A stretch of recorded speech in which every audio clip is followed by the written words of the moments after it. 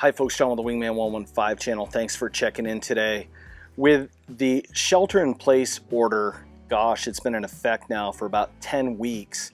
It's given me a little bit of time to kind of rethink some of the systems that I run. Now, a couple of years ago, gosh, times it just flies by so fast, probably 4 or 5 years ago, I showcased my little bushcraft belt. I call it the Batman Bushcraft Belt. Just kind of having a little fun with the community, kind of make us laugh a little bit. But I like having gear on an external belt. That way I get into camp, I can take it off, or when I go to put my gear away, everything is all just part of one system.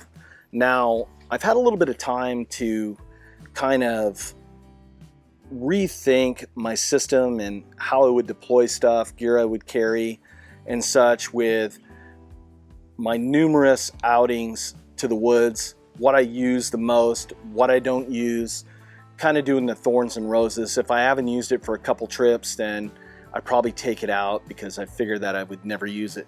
So with that, I've kind of rebuilt my kit and I wanted to share it with you. It's not the end all. It works for what I do out in my environment, where I'm in this high alpine kind of transition between coastal desert to high elevation sort of system. Now, your mileage is going to vary depending on the geographic location that you're in. So just take it with a grain of salt. But this is what I carry here out on the West Coast. A lot of times we're up at elevations 5,000, 6,000, 7,000 feet. I've said time and time again, weather can change in a heartbeat and you're gonna need different systems in place. Now, first thing is my cutting tool. Well, I'm carrying my design. I wouldn't be a knife designer if I didn't carry my own design out there. And what I'm carrying is my Work Tuff gear, Mount Laguna. I've got plenty of videos on it, and there's a couple really good hard use videos out there on this blade. You can check it out. I'm not here to sell you anything. I'm just telling you what I carry. For a lot of years, I carried a knife in sort of like a dangler position. And then my friend Jaime, who's been no stranger to the channel, he's done a lot of knife videos for me here on the channel. He is a big proponent to a cross carry or a cross draw style of carry. One being, say your primary arm gets hurt, well, you're able to still use your other arm to be able to extract that knife. And it got me thinking about stuff like that in like the 129 hour, I think the movie was, don't quote me on the exact time frame of the hour of the movie, but where the guy was caught in a boulder and he had to use a Leatherman to cut his arm off. Well, if you have a knife dangling on your strong side and you're in the wrong position, or you're trapped and you're laying on it, you might not be able to deploy that blade to be able to use it, and that can make the difference of getting home or being coyote bait. So for the past maybe 6 to 9 months, I've been carrying this system this way, and I'm liking it. I'm able to get in and get out of vehicles. The knife isn't hitting the seat. It isn't messing and interfering with the seat belt because I'm right-handed. It just works out really good for me, and I want to give a shout out to my brother from another mother, Jaime, for turning me on to that. Just a great system. Now, I run it with a tech lock. I run the tech lock really tight so there's an interference fit on the belt. If you pull really hard, yeah, it's gonna slide, but I don't like stuff like this that's my primary knife to be loose and sliding around on my person. So it's just a personal preference, my opinion. This is how I like carrying it, and it works for me. Second, gosh, I've done a video review on this probably 8 or 9 years ago. One of the first videos I've probably ever done back in the day when I really needed a lot of experience and some help in shooting videos. And it was the Leatherman 300. Now, I carry a lot of different Leathermans. I have the rebar and I have the surge. but I always go back to the Super Tool 300. It's just, you can check the video out on that. We're not going to go into a full breakdown, but it's just an awesome tool. It's very robust. I love wire cutters that you're able to remove and replace if for whatever reason you wind up messing those up. And it has the saw on there, a knife, as with all Leathermans. It just works really well. And I carry that with me all the time. Now, on there is also a spot if you have other tools. Now, here I've taken a miniature flashlight, and this is a Phoenix LD1.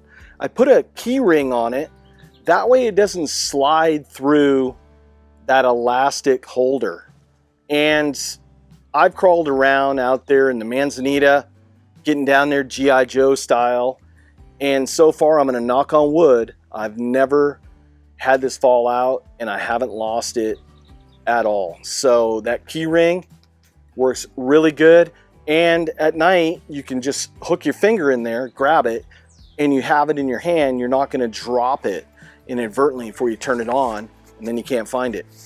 Second, I always advocate having some way of sharpening your knife while you're out there. And this is an Easy Lap diamond rod. And it's going to be able to dress that blade up enough to where I'm still going to be able to use it, whether I'm hunting, fishing, skinning animals, gutting fish, even making feather sticks, doing whatever I need to do while I'm out in the woods. And not everything's going to be a survival situation. You might be on a weekend camp out. You might be on a hike. And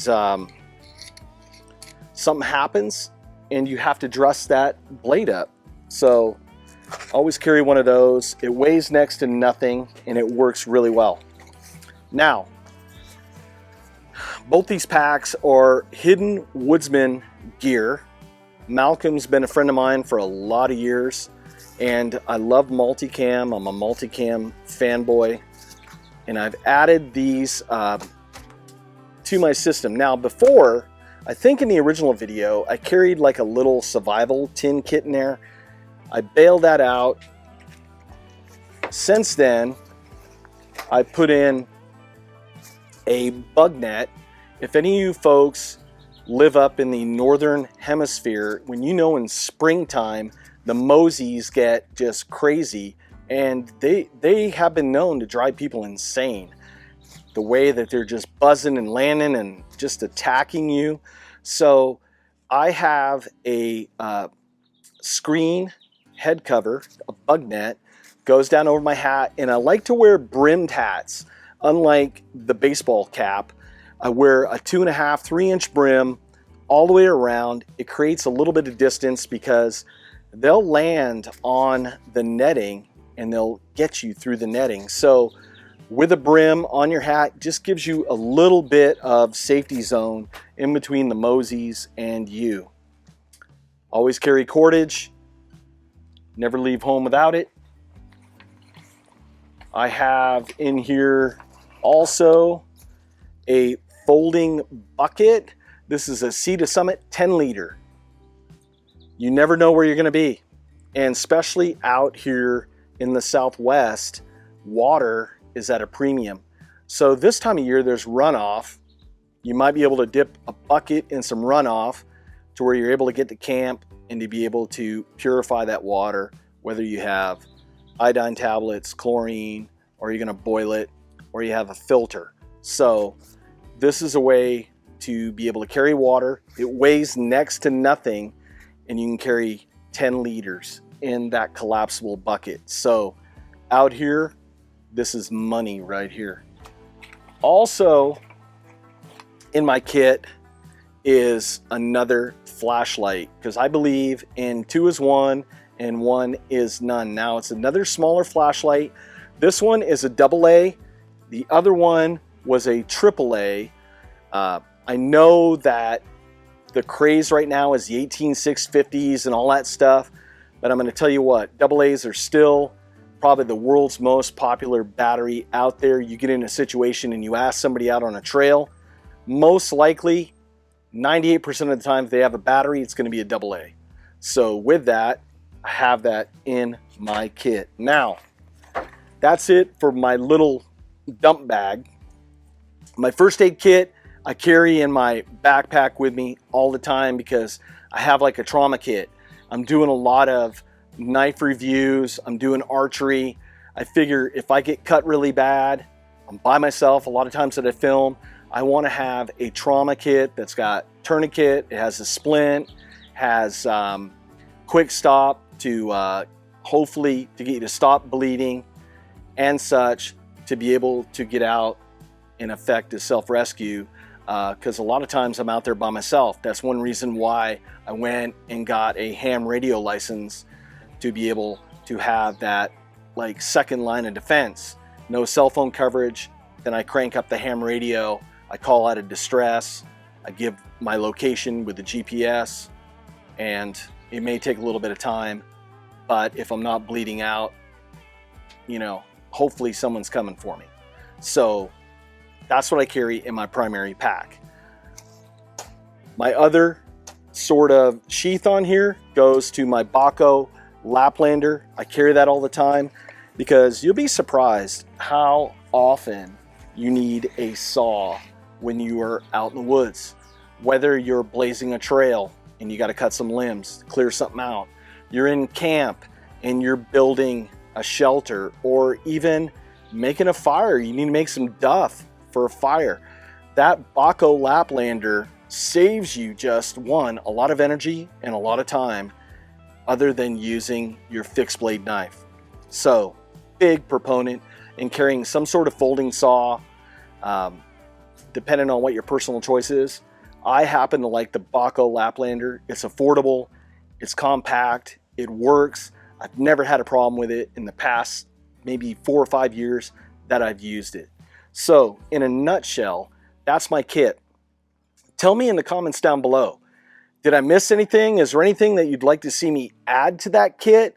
Keep in mind of my location. Like I said earlier in the video, your mileage is going to vary based on your geographical location.